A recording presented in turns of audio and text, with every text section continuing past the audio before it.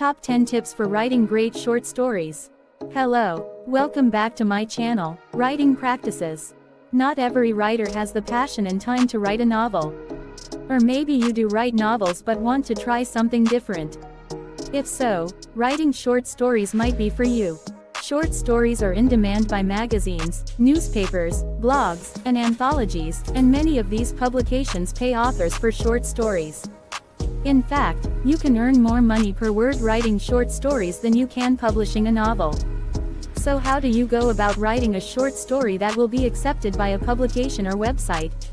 Here are top 10 tips for writing a great short story by Writing Practices. Check these out.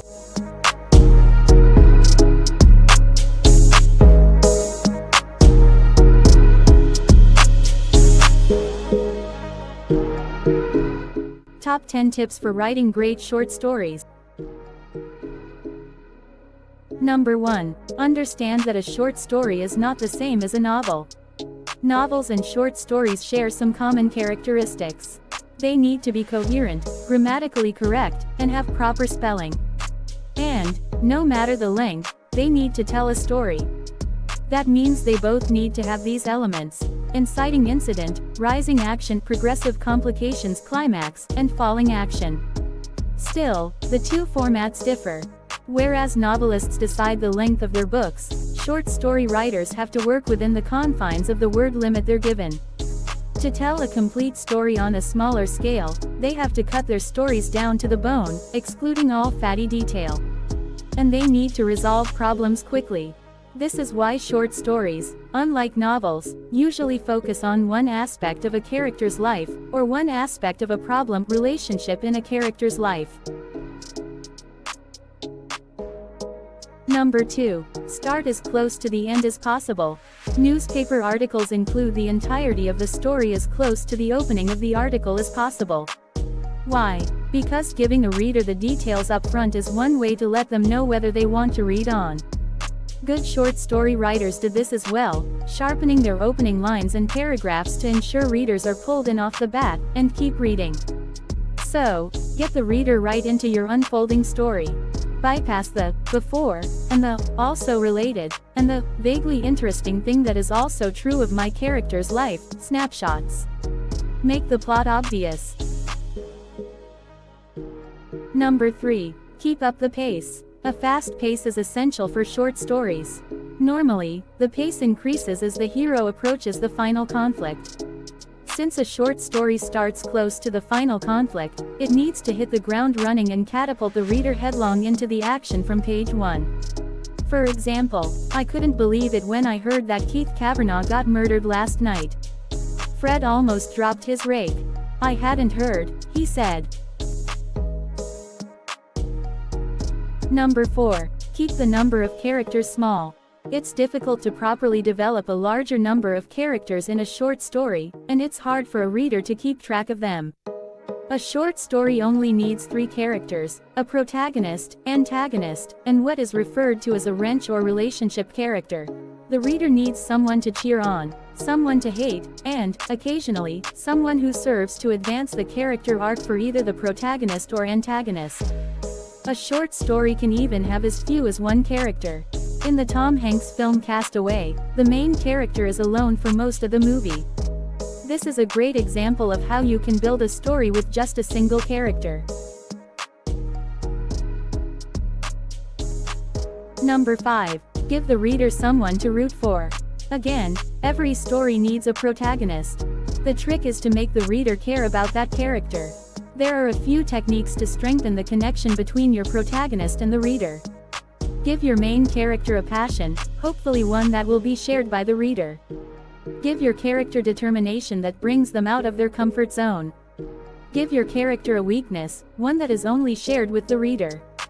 A glimpse into your character's psyche is another good approach. This will make your character feel real and go on to draw in the reader.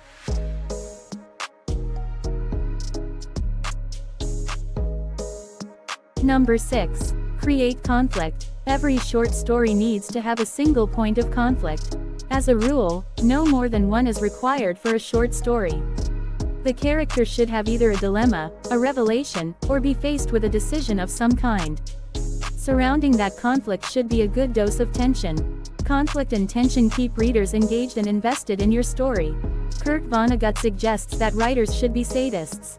Make bad things happen to your main characters to show readers what they are made of. A short story can never have too much tension. Number 7. Suggest a backstory but don't elaborate. You don't have the space to flesh out a character's backstory. So, if in doubt, leave it out. Every sentence must count. If even one word seems extraneous, it has to go. Even though you may not describe much of the backstory on paper, you need to have it worked out in your head. You need to understand a character's motivation to write a compelling story. Instead, draw in your readers with tight dialogue, tension, and by engaging their senses. Number 8. Appeal to the 5 senses. Don't restrict your readers to only the visual experience of your story. Transport them into your world by letting them touch, smell, taste and hear it. This is what we mean when we say, show, don't tell. Invite your readers to explore the full breadth of what your world has to offer, as if they were really there.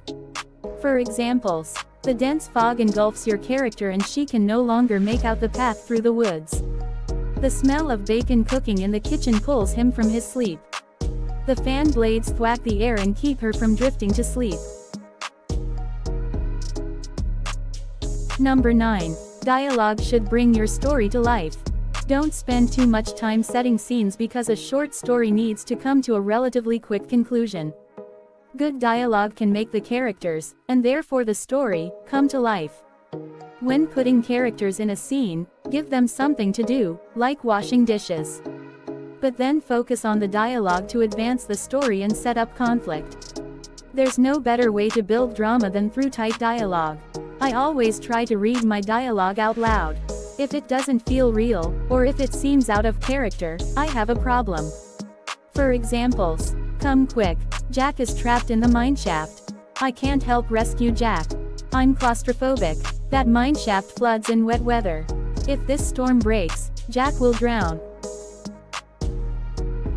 Number 10. Edit until it hurts. No matter how good a writer thinks their story is, it can be made more concise and compelling.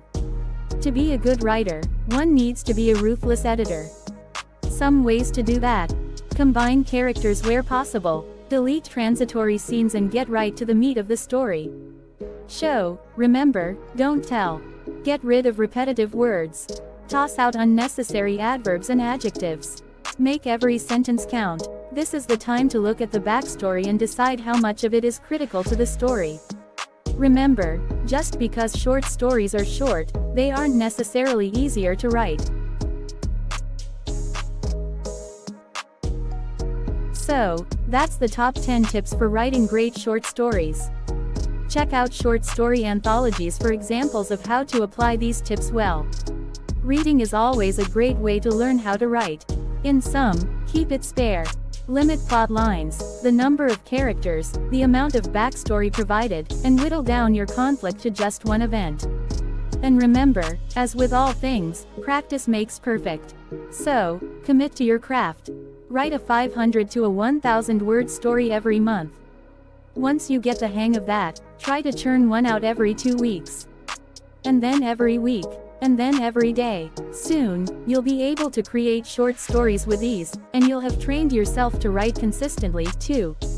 Just don't forget to edit. Thank you for watching. If you find this video helpful, please like, subscribe, comment, and share. Writing Practices channel will help you grow your writing skills step by step. See you soon.